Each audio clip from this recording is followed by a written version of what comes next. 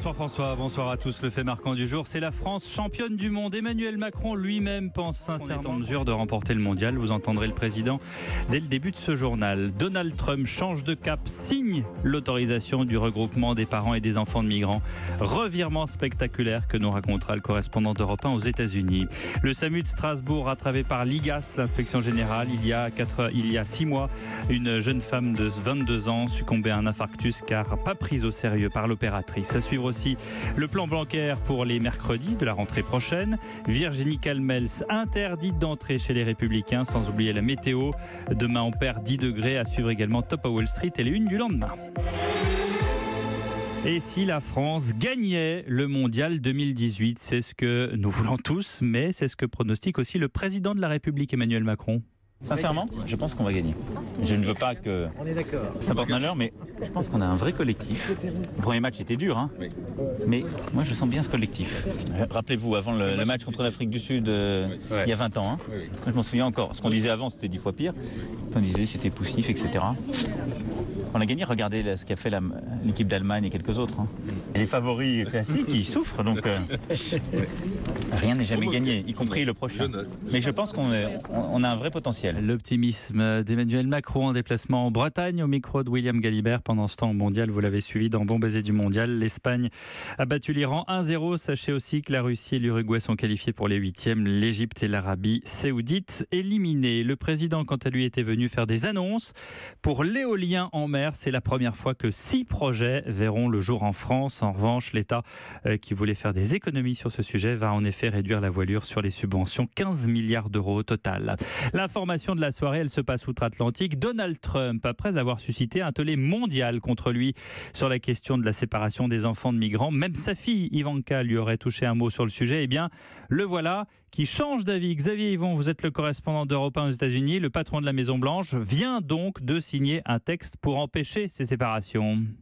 Alors c'est une volte-face, rien de moins du président américain.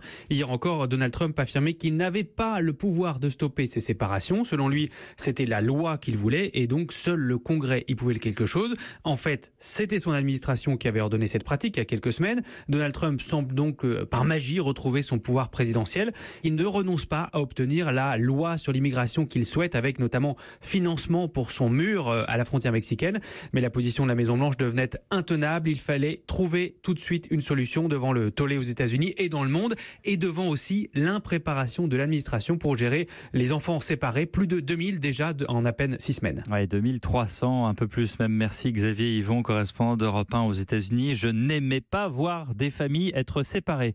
C'est ce que déclare Donald Trump lors de la fameuse cérémonie de signature du décret dans le bureau ovale. Le 29 décembre dernier, Naomi Muzanga, une jeune Strasbourgeoise de 22 ans, appelait le SAMU après avoir échangé avec l'opératrice des pompiers. Là-dessus, l'assistante de régulation les conduit, lui conseille d'appeler SOS Médecins. 1 heure plus tard, un proche rappelle le SAMU et la même assistante conseille à nouveau d'appeler SOS Médecins. Nouvelle tentative 1 heure encore plus tard, et cette fois-ci on tombe sur une autre assistante qui, elle, transfère au médecin régulateur et envoie le service de réanimation. Résultat, 2h20 de retard, mais la jeune femme décède d'un infarctus. Il est donc trop tard. Aujourd'hui, le rapport de l'IGAS a estimé que la procédure au SAMU n'avait pas été conforme aux recommandations de bonne pratique, qu'elle a été source de risques pour les patients, et cela a eu pour conséquence immédiate la démission du responsable du SAMU local.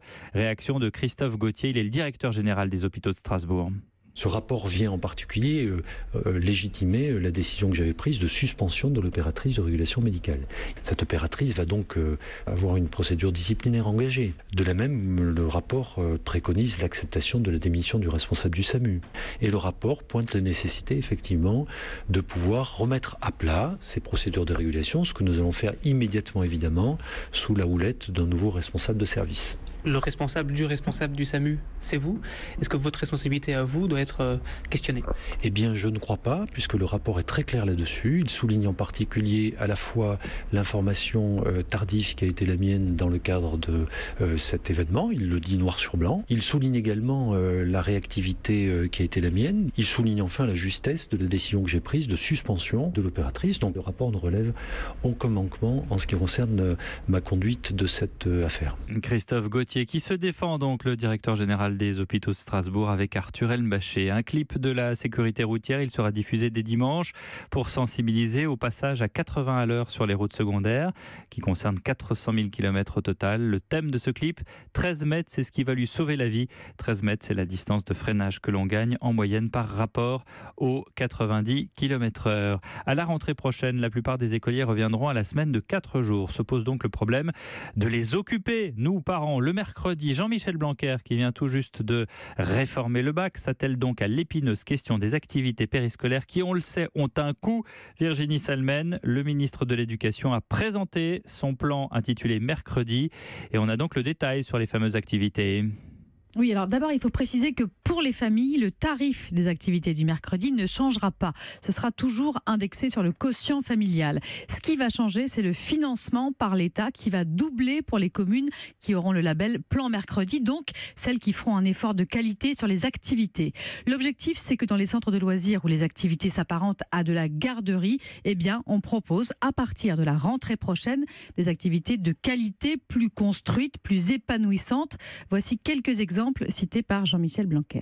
On peut faire des choses très simples qui sont très positives pour les enfants. Vous avez par exemple les ateliers d'écriture, concours par exemple d'écriture collective d'un roman, c'est un exemple typique. Nous encouragerons par exemple les activités en matière de photographie, de vidéo. Ça peut par exemple être des sorties de découverte dans la nature. Vous savez que même en milieu rural aujourd'hui, on constate parfois que certains enfants en fait ne connaissent plus très bien la nature qui les environne. Voilà, l'idée c'est notamment de faire sortir de chez eux les enfants qui restaient jusque-là le mercredi à jouer par exemple aux jeux vidéo, qui restaient confinés, dit le ministre. Ce plan mercredi sera financé par les caisses d'allocation familiale. Les communes qui veulent rehausser le niveau de leurs activités et en bénéficier devront répondre à une charte de qualité. Merci Virginie Salmen, spécialiste éducation d'Europe 1. La mise en examen de Jean-Jacques Urvoas, souvenez-vous, il était garde des Sceaux sous la présidence Hollande. Il est poursuivi pour violation du secret professionnel. Il est soupçonné d'avoir transmis à son ami le député Thierry Solaire des informations sur le fait que ce dernier était inquiété par une enquête. L'ancien ministre conteste avec détermination une quelconque violation du secret. Le sort de Virginie Calmels, décidément dans la lignée de la politique de Laurent Wauquiez. Après le communiqué lapidaire annonçant son remplacement par Jean Leonetti, ne citant même pas son nom au lendemain de l'interview où elle critiquait, c'est vrai, l'action du président des Républicains, la voilà désormais virée de son bureau. Tout à l'heure, elle a même tweeté sur le thème incroyable mais vrai, Maxence Lambrec, elle est tout simplement persona non grata dans tous les sens du terme. Histoire à peine croyable, hier matin, Virginie Calmels se dirige vers le 238 rue de Vaugirard à Paris, le siège du parti Les Républicains. Alors elle sort son badge, il ne fonctionne déjà plus. On la laisse tout de même entrer. Sur le comptoir, à l'accueil, un carton blanc scotché à la va-vite, dessus écrit au marqueur noir V. Calmels, tout y est entassé. Photos, tableaux, dessins de ses enfants, un fidèle de Laurent Wauquiez vient de tout ramasser dans son bureau du 7e étage. Circuler, il n'y a rien à voir. L'élu de Bordeaux cherche à prendre l'ascenseur pour aller saluer son ex-collaboratrice. Et la clou du spectacle, un vigile l'en empêche. Il dit agir sur instruction de la direction. Dépitée, Virginie Calmels tourne les talons avec son carton dans les bras. C'est comme si elle avait été licenciée pour faute grave, commente un de ses proches. Cela illustre bien la brutalité de l'équipe Wauquiez, dit-il. Le député LR Philippe Gosselin a lui aussi un peu de mal à comprendre. Ça me paraît pas élégant et ça me paraît même déplacé. Il y a rupture, très bien, mais on pourrait au moins garder quelques éléments de savoir-vivre. Mais moi, je suis du vieux monde, vous savez bien. C'est simple, on ne lui fait plus confiance, répond un salarié du siège. C'est comme ça dans n'importe quelle entreprise. Sauf qu'en politique, même dans le Nouveau Monde, tout est affaire de symboles et celui-ci tombe au plus mal. Près de 2/3 des sympathisants de droite trouvent que l'état du parti s'est détérioré depuis janvier. Sondage Doxa publié aujourd'hui. Merci Maxence Lambrec du service politique d'Europe 1. Un mot de foot encore pour vous dire que l'AC Ajaccio écope de 2 matchs à huis clos, dont un a déjà été purgé d'un retrait d'1 point avec sursis. En cause, les incidents qui ont émaillé le match de barrage contre le Havre le 20 mai dernier. Et puis le rugby avec du changement pour le 15. Pour le dernier test match de la tournée contre la Nouvelle-Zélande, Mathieu Bastaro sera remplacé au centre par Wesley Fofana. Absent absent lors des les deux premiers tests en raison d'un début de tendinite au genou. Et c'est Morgan Parra qui, lui, endossera le rôle de capitaine. La météo, Christine Peña, et baisse des températures sur le nord.